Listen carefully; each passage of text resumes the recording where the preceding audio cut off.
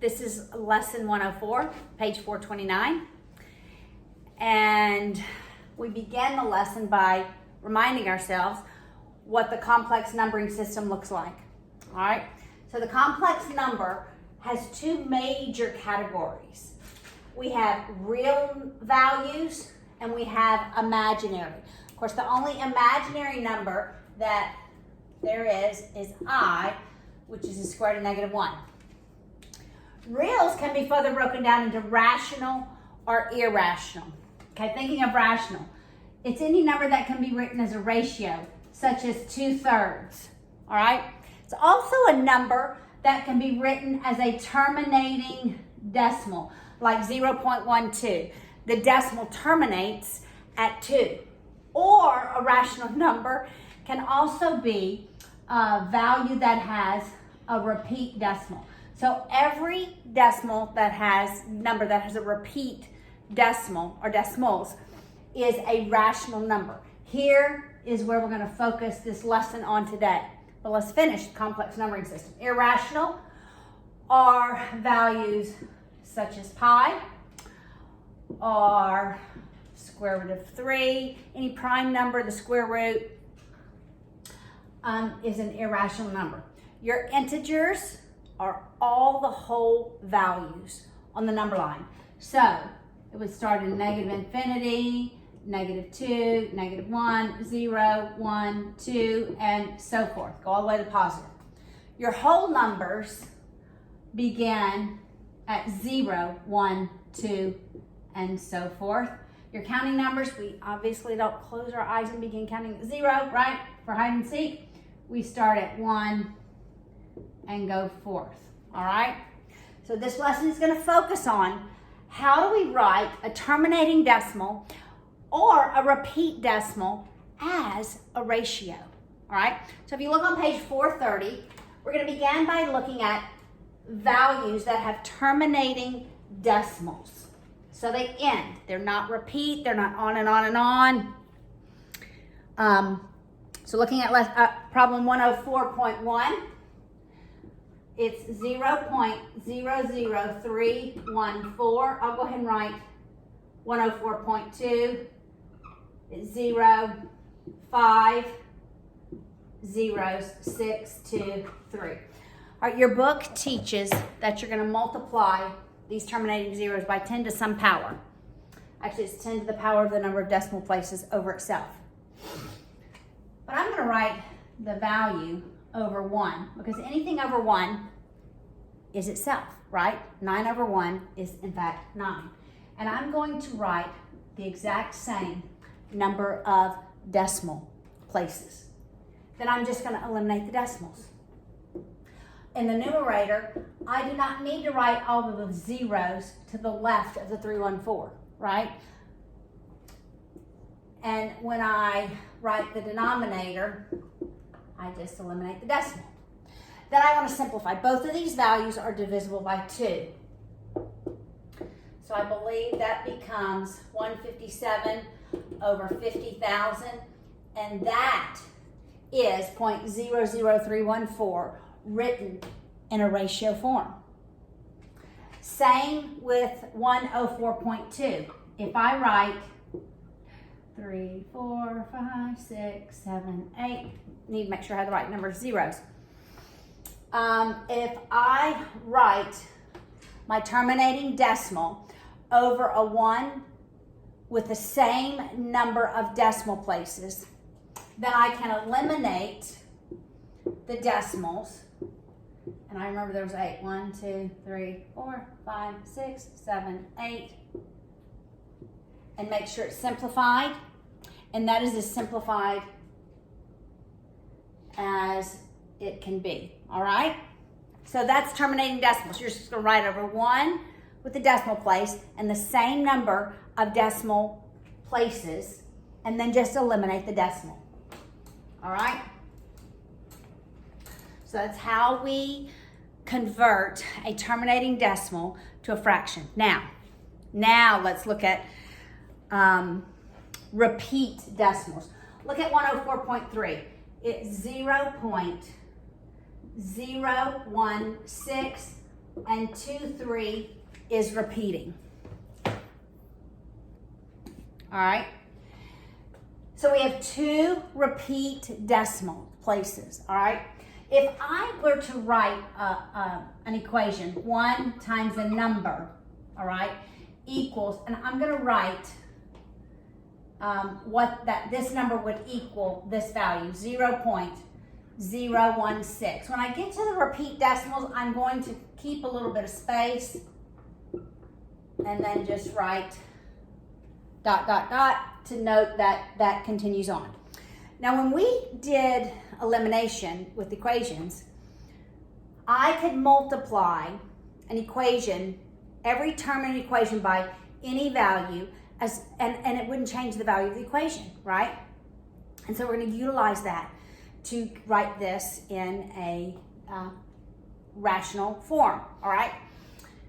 And the value that I'm going to multiply this equation by is 10 to the power of how many repeat decimals I have, okay?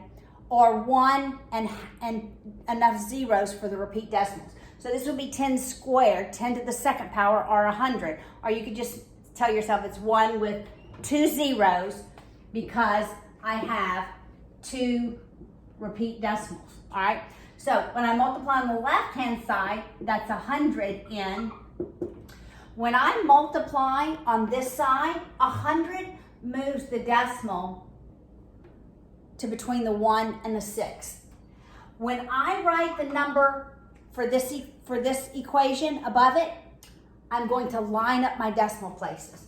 So it's going to be 1, lining up my decimal places, 6, 2, 3. So I'm lining up my numbers. Then I'm going to continue my repeats because it would repeat, right? Okay, now I'm going to subtract the 2 equations. So I'm going to erase that I multiplied it by. I'll erase that. And I'm going to subtract them. Well, 100 minus 1 is 99n. All right, look from here to the right. That would all be zeros. So it would be 0, 0, and zeros all the way, right? And so we'll subtract. I have to borrow from here. 13 minus 6 is 7. 1 minus 1 is 0. That's 6.1. Really, I can erase all the zeros to the right of the 7, right? I don't need them. So I have 99n equals 1.607. I solve for n because it's really 1 time. This is what I'm solving for. This is going to be my ratio. 1 times that ratio equals that number, all right?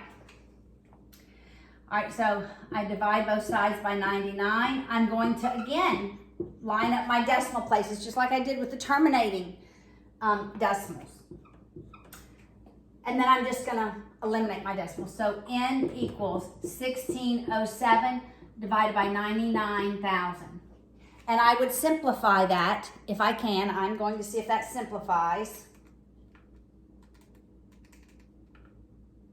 And it does not. So the number here, if you even put this in your calculator and hit S to D, you would get 0.016, 2323232323, right? What have we done? We've solved right here for what the ratio is. And it's this value. Simply by using math and what we know to be true. As long as I multiply a value times every value in the equation by the same number, I don't change the value of the equation. All right, now let's go on. Practice makes progress, so we're going to do another example. 104.4. Now 1 times the number is, and I'll write it 1.031. Now we have 3 repeat decimals. 543, 543, and so forth. Now we have 3. So I'm multiplying this equation by 10 to the third power, or 1,000. So 1,000 times n. When I multiply it by 1,000, it moves my decimal place to between the 1 and the 5. Again, I'm going to line my decimal place. So it's going to be 1031.543, 543, 543, and so forth. And then I subtract. All right, 1,000 minus 1 is 999. You're always going to end up with all nines on that side. All right, so from here out, it's going to be 0. So I'm not even going to look at that. I'm going to subtract from here. 3 minus 1 is 2. 4 minus 3 is 1. 5 minus 0 is 5. Point. 1 minus 1 is 0, 3, 0, 1. And then I have a terminating decimal. I divide by what's multiplied by n on both sides. Remembering when I write it under my terminating decimal, I'm going to include the same number of decimal places. And then I just eliminate the decimal. It's 1030512 over 999,000. I do believe that that can be simplified because both of those are divisible by 2.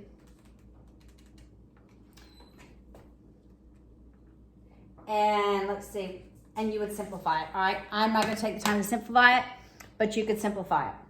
All right, let's look at the last example, 104.5.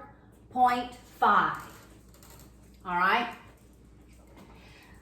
so 1 times the number is, we only have one repeat decimal.